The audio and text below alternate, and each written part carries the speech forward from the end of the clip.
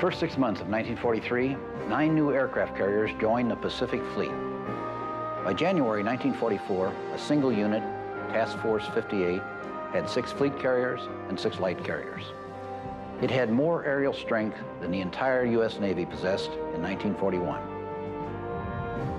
The Navy's growing power would be applied to Admiral Nimitz' strategy of leapfrogging island by island towards Rabaul, the key Japanese outpost in New Britain.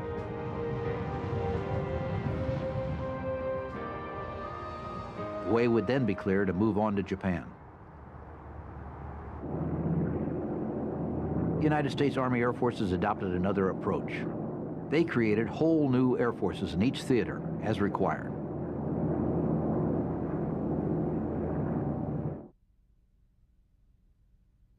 The Bismarck Sea lies between the Admiralty Islands to the north and New Britain and New Guinea to the south. Japanese sea lanes were regularly patrolled by General George Kenney's B-17s and B-24s. Every flight was a hazard. Planes were overweight from fuel and bombs. They were taking off from short coral runways. It was dreary, dangerous work. They were flying at the limits of their range. The patrols lasted as long as 12 hours over the trackless waters. If the aircraft were damaged by the enemy, getting back to base was problematic. On December 30th, 1942, reconnaissance photos showed the heaviest concentration of shipping ever seen at Rabaul. There were 70 merchant and 21 warships. For the next 90 days, these ships became prime targets for the 5th Air Force. Attacks were mounted on Rabaul and on convoys being sent to reinforce Japanese garrisons in New Guinea.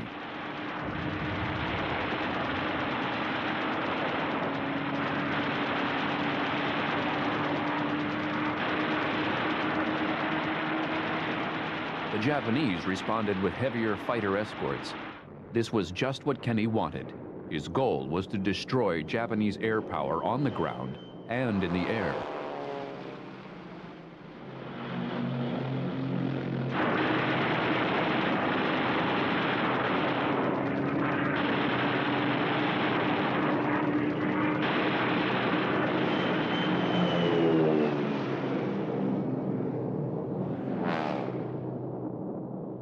As Japanese aerial strength declined, General Kenney's forces built up. By March 1943, he had 114 bombers and 154 fighters, including aircraft of the Royal Australian Air Force.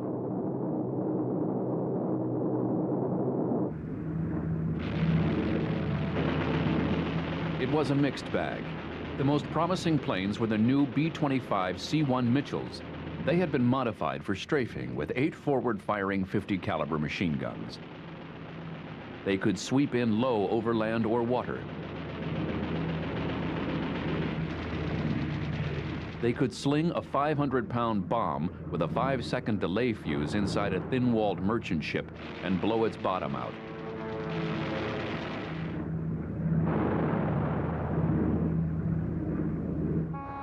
Dozens of Japanese garrisons were condemned to slow starvation as Japan's merchant fleet was eradicated by aerial attack, mines, and submarines.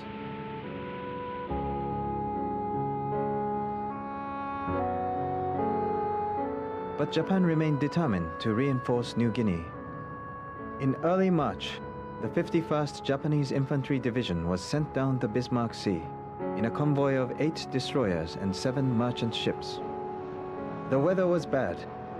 The Japanese hoped to make the 5-day journey, hidden from Kenney's forces. The American 5th Air Force had a wide variety of aircraft types, all differing in performance, but they were able to mount a coordinated action on March 2nd that sank all of the transports and 4 of the destroyers. General MacArthur described it as the decisive aerial engagement in the Pacific theater of the war. General George Kenney and his 5th Air Force had created an aerial blockade. It doomed Japanese troops on New Guinea to fitful resupply by submarines or small barges operating at night.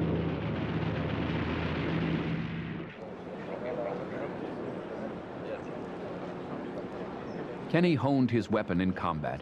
He continually raised performance standards. It was like a baseball club transforming itself into a World Series winner in the course of the spring season.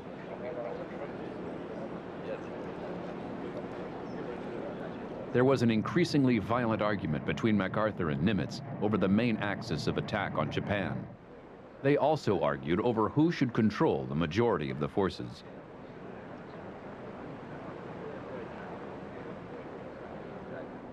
MacArthur and Nimitz neither liked nor respected each other. Their arguments confirmed the wisdom of the decision to limit the Pacific offensive in favor of Europe. The bickering led to a cutback on the objective to capture Rabaul and advance beyond the Solomon Islands in 1943. The bitter losses at Guadalcanal and in New Guinea made it obvious that island hopping tactics should be adopted. Islands harboring Japanese aviation installations or large troop concentrations would be neutralized by bombing. Then they would be bypassed and left to starve. Frontal assaults were to be avoided whenever possible. The Japanese Navy and Merchant Marine were to be systematically hunted down and destroyed. The object was to force them to abandon the Bismarck-Solomons line of resistance. To the southwest, General MacArthur used his newfound air power capability in movements up the New Guinea coastline. A landing would be made, a perimeter established, and an airfield built. C-47s would fly in the necessary fuel and supplies. Within days, P-38s and the New Republic P-47 Thunderbolts would be operating to cover the next landing. But Allied forces were still subject to threats from Japanese aircraft at Rabaul and Wewak. Kenny decided to deal with Wewak first. On August 17, 1943, B-24s and B-17s smashed airfields around Wewak with 200 tons of bombs. 2 hours later, they were followed up by B-25s and P-38 Lightnings.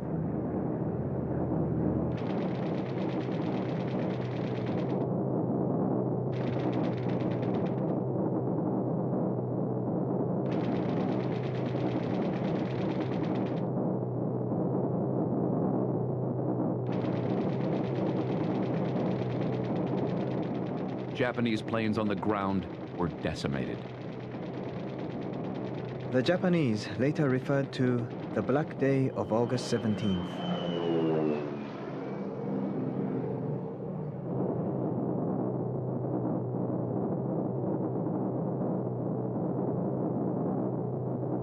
"150 aircraft and their irreplaceable air and ground crews had been destroyed.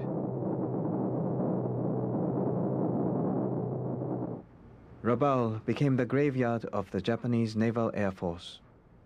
Japanese Army pilots were drawn off from Rabaul to other battlefields.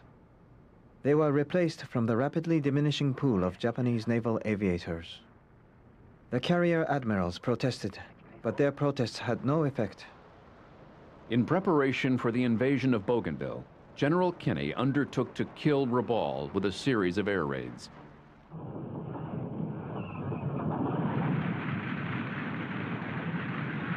On October 12, 1943, he launched the biggest raid yet seen in the Pacific theater. 349 aircraft, Liberators, Lightnings, Mitchell attack planes, and Australian Beaufighters.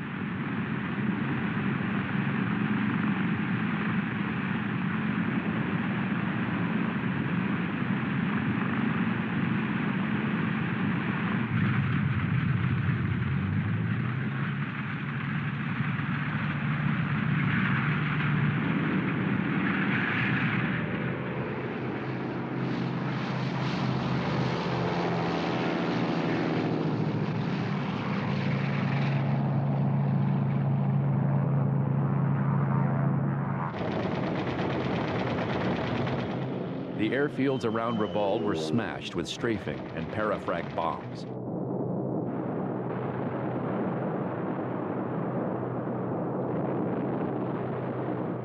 The attacks were over in minutes.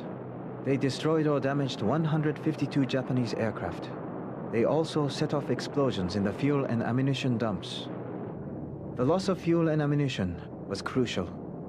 It was even harder to replace than airplanes.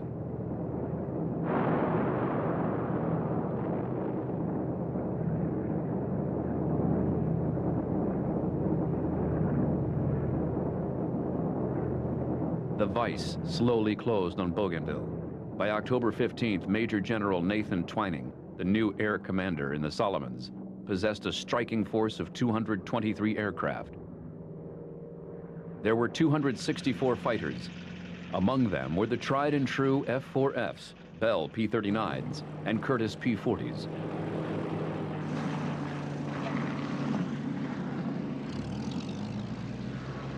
There were also 163 of the new F-4U Corsairs, 48 Grumman Hellcats, and 22 P-38s.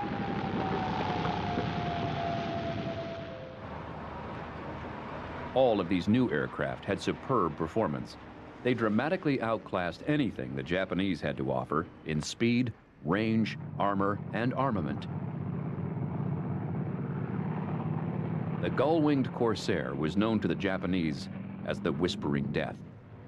It would remain in production longer than any other U.S. fighter. From 1940 to 1952, 12,500 would be built. Its huge Pratt & Whitney R2800 radial engine generated 2,100 horsepower for takeoff. The Corsair was extraordinarily rugged and versatile. It could lift huge ordnance loads and deliver them with precision. Its top speed was 446 miles an hour, and its range was just over 1,000 miles. For the Marines, the Corsair was a weapon that made the beloved Wildcat seem like a toy. Flying from land and sea, it achieved an 11-to-1 kill ratio against Japanese fighters. Some Japanese officers rated it the best fighter they faced. The Corsair's chief rival, the Grumman F-6F Hellcat, was designed specifically to counter the Zero. It did just that.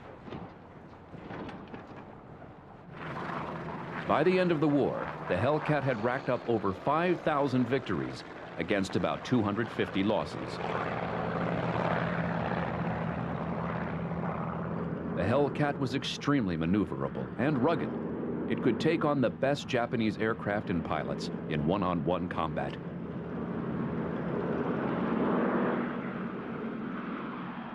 In just 3 years, Grumman built more than 12,600 of the F-6Fs, improving them continually.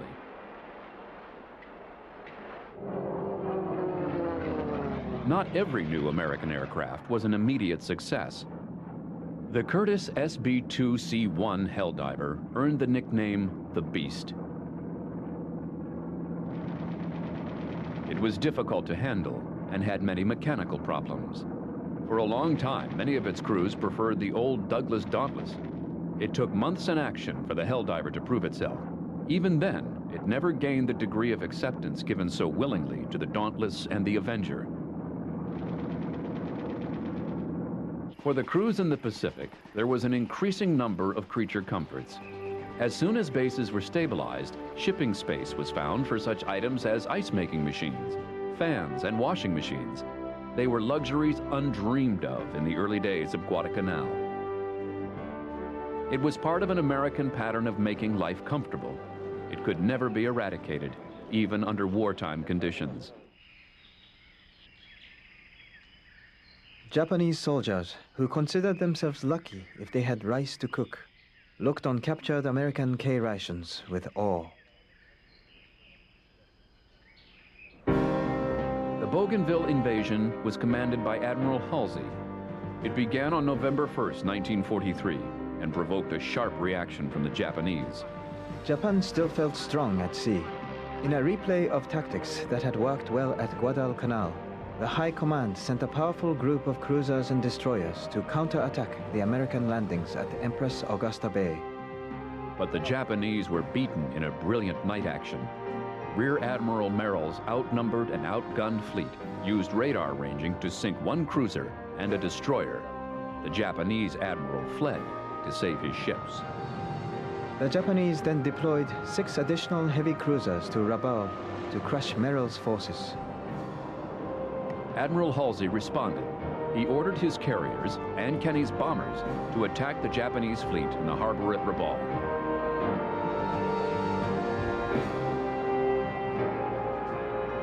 Raids took place on November 5th and 11th. They destroyed the aerial opposition and mauled the enemy fleet so badly that the heavy cruisers were never again sent to sea.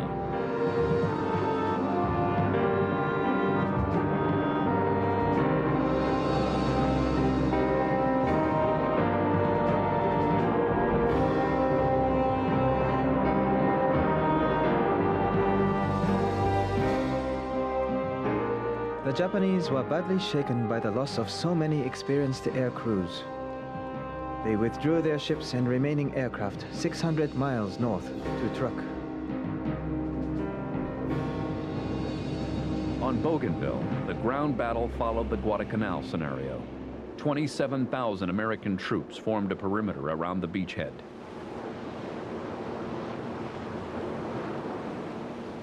Inside this perimeter, an airfield was soon built.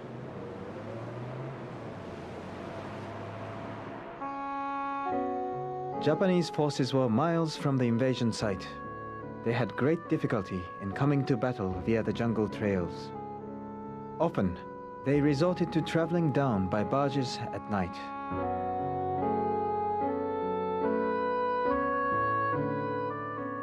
In the end, an uneasy stalemate grew as the Japanese remained concentrated in the area in the south around Buin.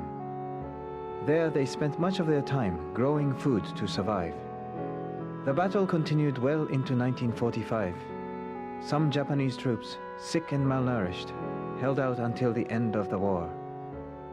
In a 6-month period, from October 1943 to March 1944, the Bismarck archipelago had been isolated, thanks to effective cooperation of land, sea, and air forces. The Japanese Air Force at Rabaul had been destroyed.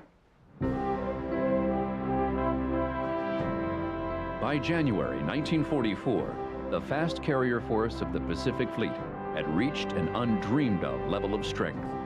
There were 4 Essex-class carriers, 6 light carriers, and the old tried and true Enterprise and Saratoga.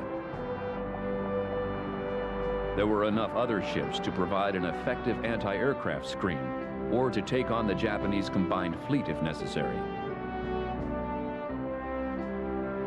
As his strength built, Rear Admiral Mark Mitcher became confident enough to go in harm's way, confronting Japanese island-based aircraft.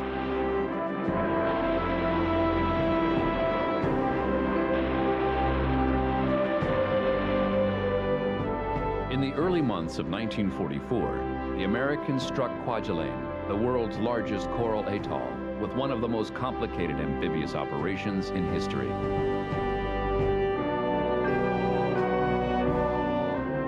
Once again, there was no Japanese aerial resistance. The incredibly swift manner in which the Americans gobbled up the Gilbert and Marshall Islands unnerved the Japanese.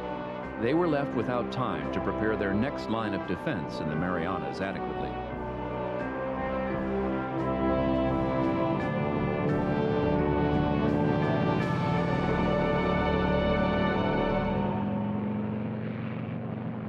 The defense of the islands came to be regarded in Japan as buying time to delay the invasion of the Japanese mainland.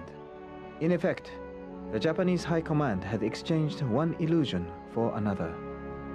At the beginning of the war, the Japanese had hoped that a series of stinging defeats would bring the Allies to the negotiating table. Now they hope to secure a negotiated peace by making the prospect of an invasion too costly for the Allies, given that everyone, man, woman, and child, would resist, even if they only had bamboo sticks as weapons. In New Guinea in March 1944, the 5th Air Force cleared the way for General MacArthur to leapfrog along the northwest coast.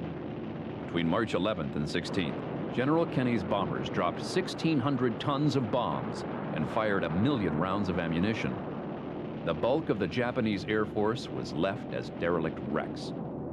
But by late March, the Japanese had scraped together 351 aircraft. They stationed them at 3 air bases near the port of Hollandia.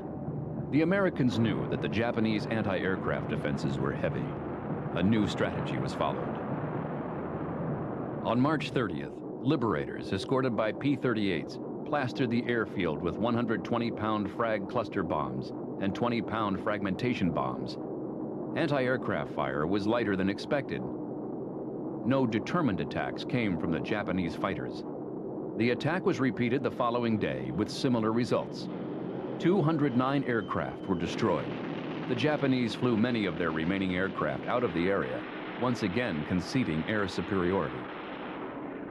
A three-wave Allied attack on April 3rd destroyed Hollandia as an airbase. Japanese air opposition in New Guinea was now negligible.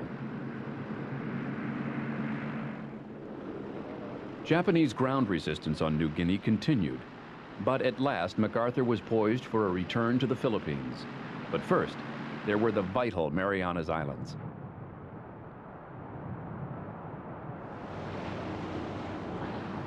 The United States now lived by the rule, no inadequate measures. The armada dispatched against the Marianas Islands was immense. The Fifth Fleet had 7 battleships, 21 cruisers, and 69 destroyers. Admiral Mitcher's 4 carrier groups had 15 aircraft carriers and almost 1,000 aircraft.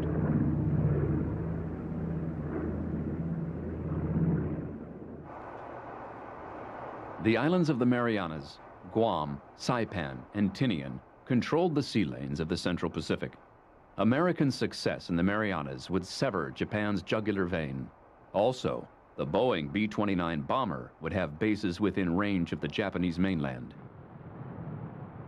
Command of the Japanese fleet was given to Vice Admiral Ozawa Jisaburo. Only 6 months earlier, his force would have been overpowering. His battleships included the 2 largest and most powerful ever built. But they were one war out of date.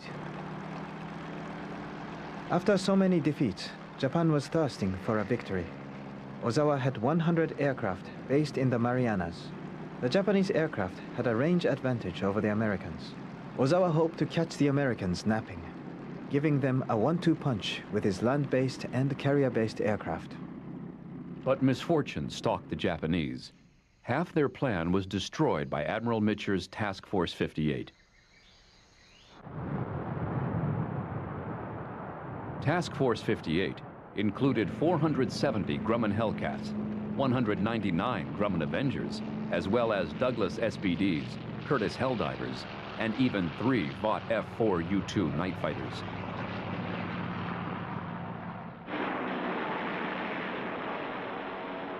At 1300 hours on June 11th, Mitcher sent 211 Grumman Hellcats to hit airfields at Guam, Saipan, and Tinian.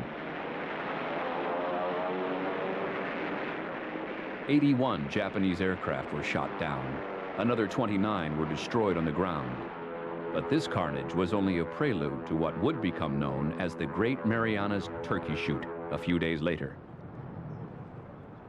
On June 15th, 4 carriers under Rear Admiral J.J. Jocko Clark struck Iwo Jima and Chichi-jima. They were the Japanese mustering points for staging to the Marianas. Clark launched his Hellcats, Avengers, and Helldivers from 135 miles south of Iwo Jima.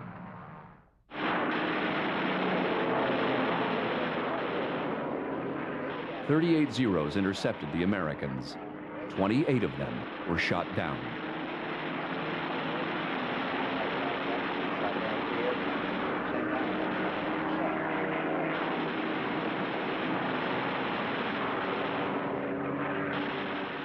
The Americans then proceeded to strafe the airfields, fuel dumps, and small vessels.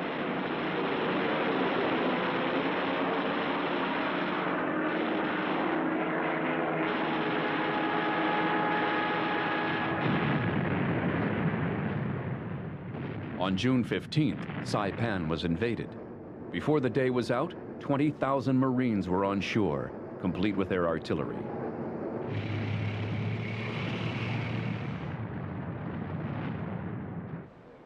Admiral Spruance issued orders for the complete destruction of Ozawa's fleet. He told Admiral Mitcher that the carriers should be knocked out first. Meanwhile, the Japanese launched their own attack. The American Hellcats fell on the aging Zeros and shot them out of the sky.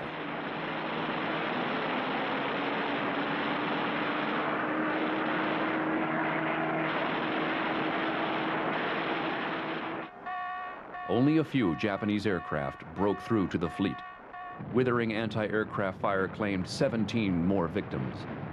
Only one bomb hit was scored on the battleship South Dakota.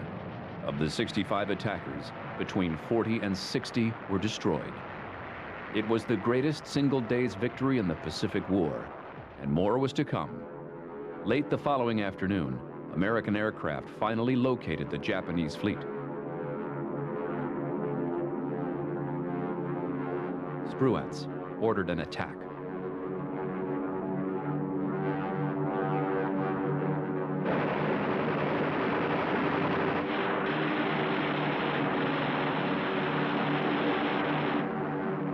The light carrier Hiryu was sunk.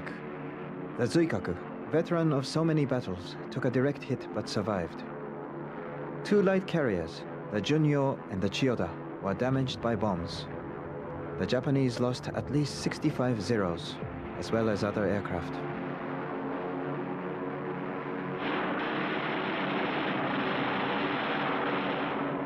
Ozawa's force was now a hollow shell. 400 planes had been shot down or lost on the three sunken carriers. An entire second generation of naval aviators was killed. The battle for Saipan ended on July 9th.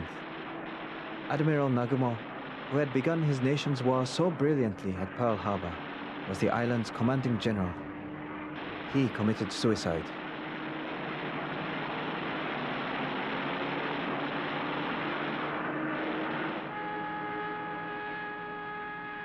Guam and Tinian were liberated by August 12, 1944.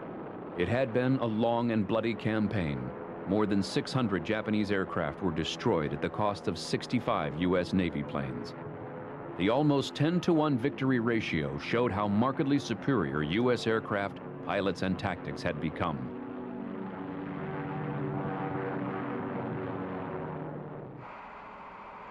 Work began immediately on Saipan to create runways for the Boeing B-29s. At last, the home islands of Japan would be within range of bombing raids from bases in the Pacific.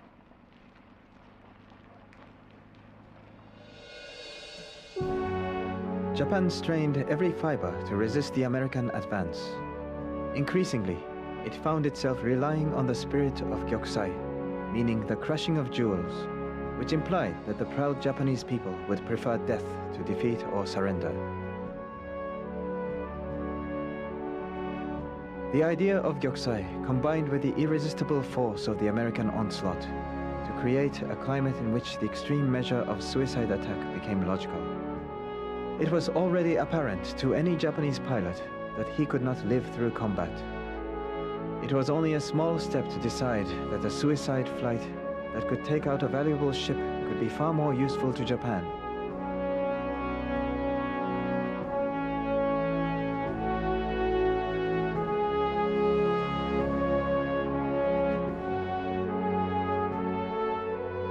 Tokkotai was portrayed to the Japanese people as a totally voluntary effort by patriots who became war gods. But the program became increasingly a psychological confidence trick. Many of the early Kamikaze pilots felt that they were following the proud Bushido warrior tradition. Many others were tricked into volunteering and then kept in the corps by a combination of social pressure and military orders.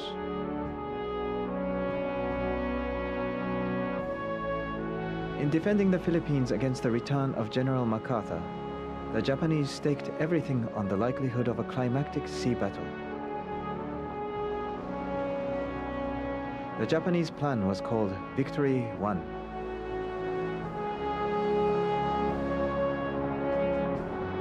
An American carrier attack began on October 12, 1944. In 3 days, 4 carrier groups flew 2,498 sorties. Admiral Fukudome Shigeru reported that more than 500 of his planes had been shot down like so many eggs thrown against the stone wall of indomitable enemy formations.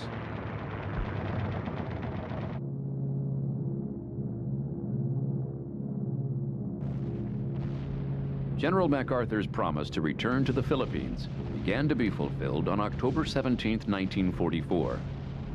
American troops began to land on A-Day, October 20th. They met little opposition as they moved inland and began improving airfields at Dulag and Tacloban.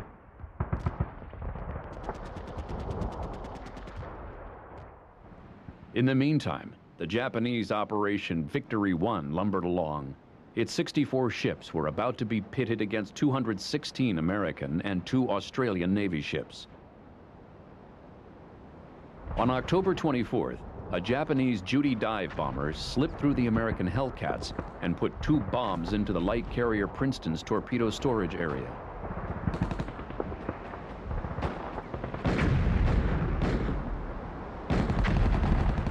The explosion sank the Princeton and damaged the cruiser Birmingham. The Americans responded with a furious attack by 259 aircraft. They scored 19 torpedo and 17 bomb hits on the super battleship Musashi.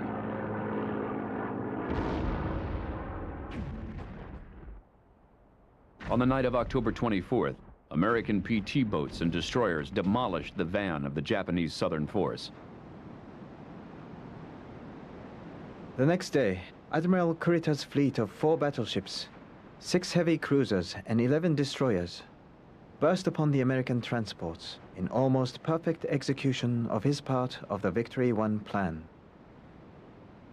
Kurita assumed he had surprised Mitcher's Task Force 38, but in fact, only 3 destroyers, 4 destroyer escorts, and 6 small escort carriers stood between the Japanese and the Allied invasion force. Rear Admiral Clifton Sprague ordered his forces to attack. His tiny, tinny destroyers and destroyer escorts raced in to savage the Japanese with torpedoes and small gunfire.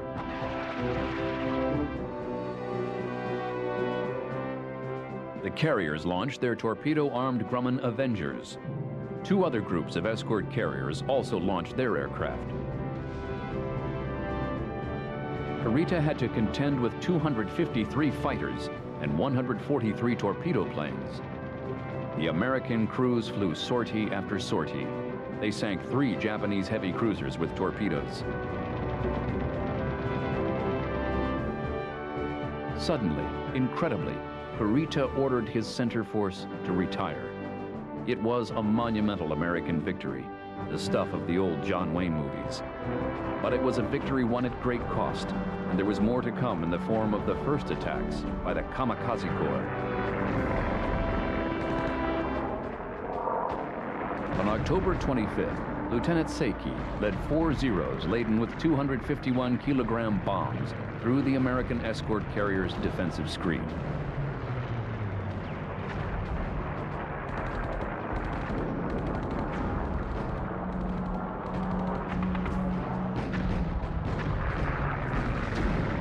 A second wave of 5 Zeros broke through the Wildcat fighters. One of them sent its bomb crashing through the flight deck of the St. Lo. It set off fires and explosions that ultimately sank the ship. Not one of the 6 carriers went unscathed. It was an inauspicious beginning for a drama that would rise to greater heights before the battle for the Philippines was over and culminate in the battles to come of Okinawa. Admiral Halsey began the Battle of Cape Engano on October 25th. Helldivers, Hellcats, and Avengers savaged the Japanese. In 3 waves of attack, the Japanese lost 4 carriers. Ozawa made his getaway with absolutely nothing to show for the battle. The Battle of Leyte Gulf was finished. So, for all practical purposes, was the Japanese Navy. But the U.S. had been presented with a new and apparently unsolvable problem: the kamikaze attack.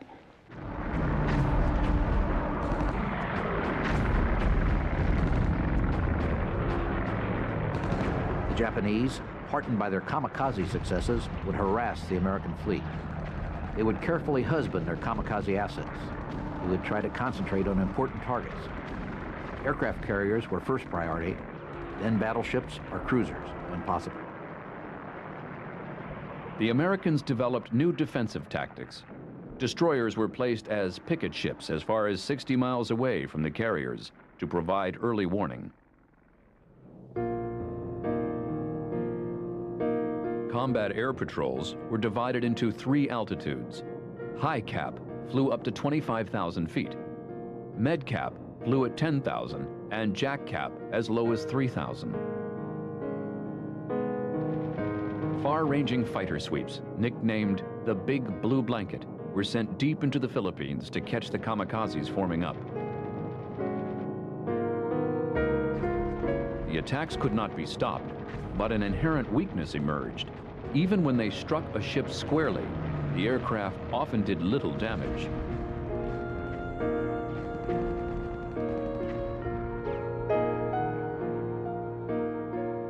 It was a hard physical fact that most of the planes, even at the end of their plunge, didn't have the mass required to cause fatal damage. They were unable to reach the terminal velocity of a bomb delivered by a dive bomber.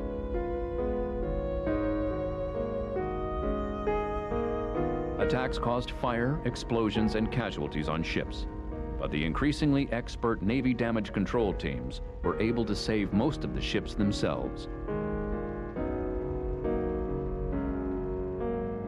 General MacArthur had returned to the Philippines to fight the Japanese. They had 350,000 troops spread out over the islands. The Japanese General Yamashita was unable to resist the onslaught of American air and ground forces. Japanese land-based air power was wiped out early on.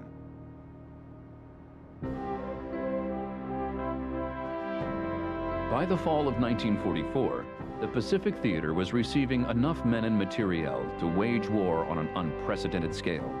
The island-hopping strategy was working perfectly. On October 3, 1944, the Joint Chiefs of Staff ordered the B-29 bombings to be stepped up. The bases for the B-29s were to be Saipan, and 2 others yet to be acquired from strong Japanese defending forces, Iwo Jima and Okinawa. Iwo Jima was located in the Bonin Islands. It was only 4.5 miles long and 2.5 miles wide, but it was vital as an intermediate base for B-29s and for the new long-range P-51 escort fighters. The invasion was planned for February 19, 1945. Carrier planes from Task Force 38 struck mainland Japan, reducing any air support the Japanese may have been able to provide.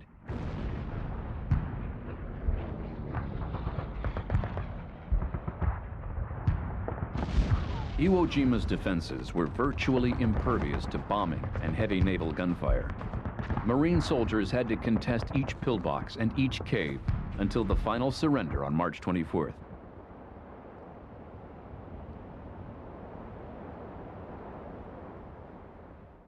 Okinawa was 57 miles long and 12 miles wide.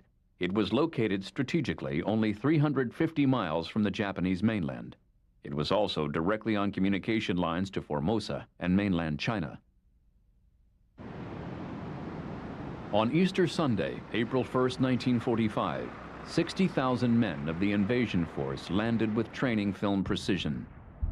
The United States wanted Okinawa as a springboard for the invasion of Japan. But this island was just as prepared for a long defense as Iwo Jima. Its 100,000-man garrison would fight the most costly ground battle in the Pacific Theater.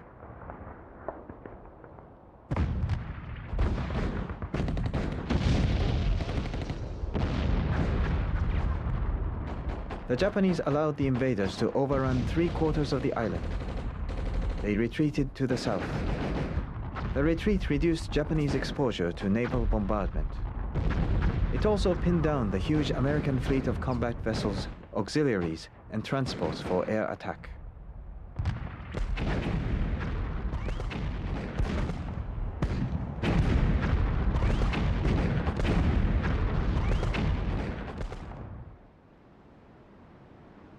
American Carrier Task Force 58 was positioned to the north and carried out strikes against airfields on Kyushu. Task Force 57 of the Royal Navy's Pacific Fleet operated to the south, warding off attacks from Formosa. The British carrier's steel decks proved invulnerable to kamikazes. The Japanese air campaign to defend Okinawa was called Kikusai, or Floating Chrysanthemum. Its first attack took place on April 6th. The Allies were ready. 250 enemy aircraft were shot down even before they reached the radar picket screen. The attackers lost another 55 inbound to Okinawa and 171 while making the attack. In just a few minutes, 476 chrysanthemums floated no more.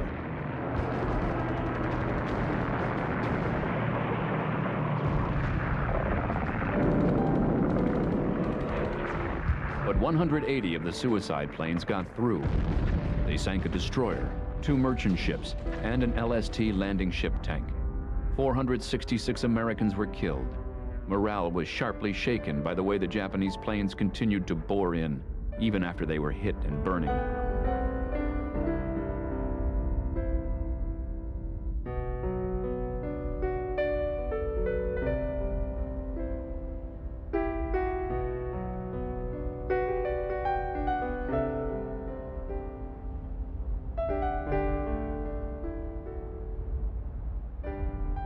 On the afternoon of April 8th, Kikusai 2 was launched.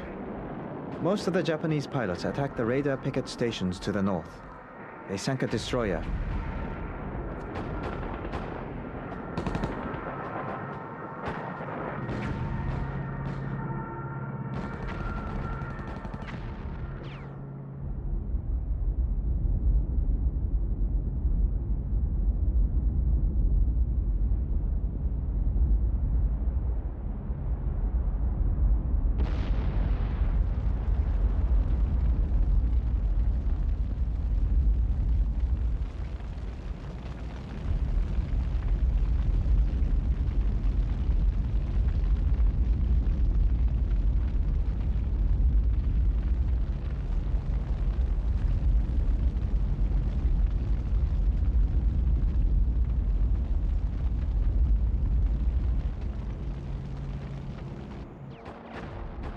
But the intensity of the kamikaze attacks dwindled as the Japanese ran out of planes and pilots. In 10 Kikusai assaults, there were almost 2,000 kamikaze attacks. There were also 6,300 sorties by fighters and bombers of the Army and Navy Air Forces.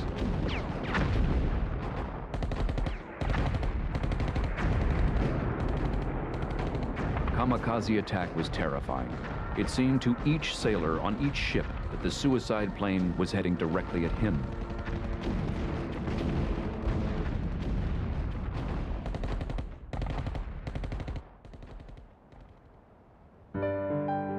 The attackers sank 21 ships. They damaged 43 others so badly that they had to be scrapped. They put another 223 out of action for more than a month. The U.S. Navy's personnel losses were greater than it had incurred in all wars before World War II. 4,907 officers and men killed, 4,824 wounded. Most of these were due to the kamikaze attacks.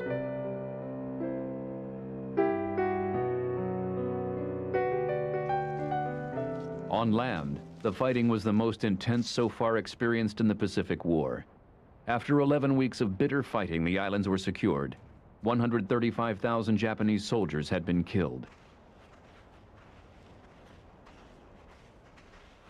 The ruthless conduct of the Japanese overlords caused 75,000 Okinawan civilian deaths. 7,374 American soldiers were killed. Both sides lost their commanders. Official U.S. government pronouncements minimize the effect of the kamikaze attacks. In later years, this would have been called a cover-up. The truth was that the kamikaze attacks hurt the Navy. If Japan had been able to sustain them, casualty figures for the war would have been vastly increased.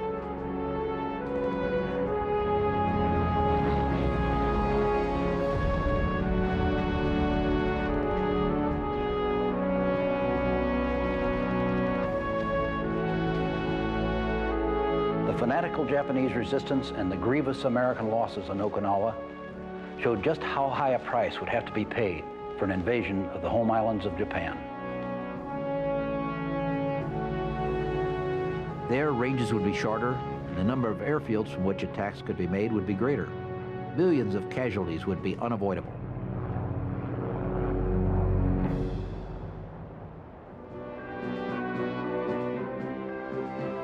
With the fall of Okinawa and the occupation of the Philippines, the strategic hopes of Admiral Nimitz and General MacArthur were now fulfilled.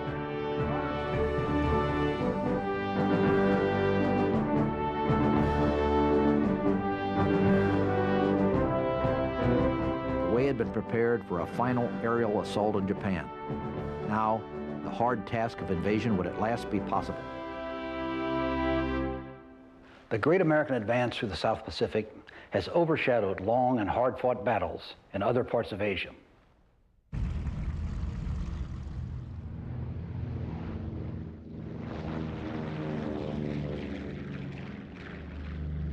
Flying the hump between India and China was dangerous business. Flying conditions were abominable. Aircraft heavily laden with supplies for embattled China would take off in the dense, moist heat of India's Brahmaputra Valley. They would climb to meet turbulence and icing over the mountain ranges. The route between Dinjan in India and Kunming in China was called the Aluminum Trail because it was littered with the wreckage of 450 aircraft. The hump operation carried 650,000 tons of material to China. It enabled the building of airfields for B-29s to attack Japan. It provided the means for attacking Japanese shipping in the seas around China and Indochina.